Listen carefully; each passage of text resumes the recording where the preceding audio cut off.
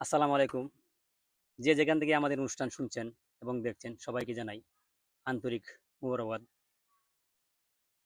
সবাইকে অভিনন্দন আমাদের অনুষ্ঠান দেখার জন্য। আমি একজন এমন ব্যক্তির সাথে কথা বলবো যিনি বিগত প্রায় ৫ থেকে ৭ বৎসর বিদেশ করে এসেছেন।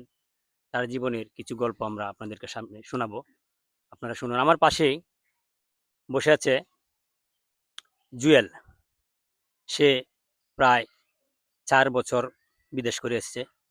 তার আজকে কাহিনী, তার জীবন কাহিনী আমরা শুনবো। কিভাবে সে বিদেশ গেছে, কিভাবে আসছে, কিভাবে তার ইনকাম ছিল, সেই আপনাদের শোনাবো। আসসালামু আলাইকুম, ভালো আছেন? ওয়ালাইকুম সালাম। হ্যাঁ, ভালো আছি ভাই। আপনার কাছে আমরা জানতে চাই যে আপনি শুনেছি বিদেশ করে এসেছেন। আপনি হুম। কোন রাষ্ট্রে গেছিলেন? আমি গেছিলাম ২০২০-এ ওমান। হুম। আমি এক মামুর দ্বারাতে আমি ওমানে পাড়ি দিছি ২০২০ সালে। এসএসসি পরীক্ষার মাধ্যমে ফেল করছিলাম। বাদে মা বাপে পাঠায় দিছে আরকি, বলে যা ফেল যখন করছস, এক বিষয়ে ক্রস আছে মাদ্রাসা থেকে পরীক্ষা দিছিলাম। বাদে এক বিষয়ে ক্রস হইছে। বাদে কলে তার মামুর সাথে বিদেশে যা। বাদে মামু ভিসা পাঠাইছে, বিদেশ আচ্ছা, গেছি। আপনি এসএসসি পরীক্ষা ফেল করার পরে ক্রস করেছেন, তারপরে আপনার মা বাবা বলছে বিদেশ যাওয়ার জন্য। আপনি কি কোনো দালাল ধরে গেছিলেন না আপনার কোনো আত্মীয় স্বজন?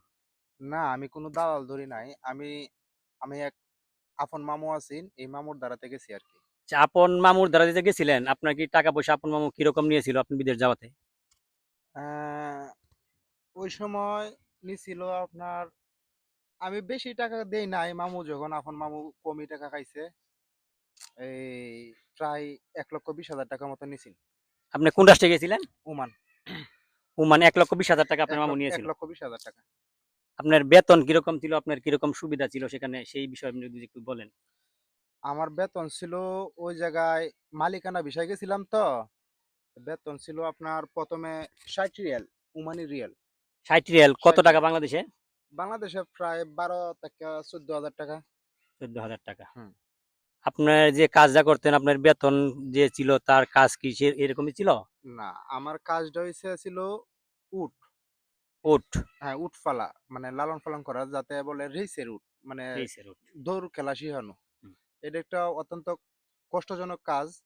কষ্টজনক কাজ থাকলেও মা-বাবার কাছে আমি বলছি, ২ মাস যাইতে বলছি, "মা, আমি তো এই কাজটা পারতাছি না, কষ্ট হইতাছে অনেক। তাহলে এখন কি করব? দেশে আইসা পড়ি।" কলে, "অত টাকা খরচ করে গেছস, ১,২০,০০০ টিহা, নাই দিনের টিহা। তা আইসা পড়তে কে? তাহলে থাক কিছুদিন।" আর আমি আর বলতেছে, "আমি তো পারতাছি না, অত গরম, অত রৌদ্র।" ওমানে তো প্রচন্ড গরম। হ্যাঁ, অনেক গরম। বালির তাপ। আর ১ম অবস্থায় গেছি, অত কিছু বুঝতে পারি নাই।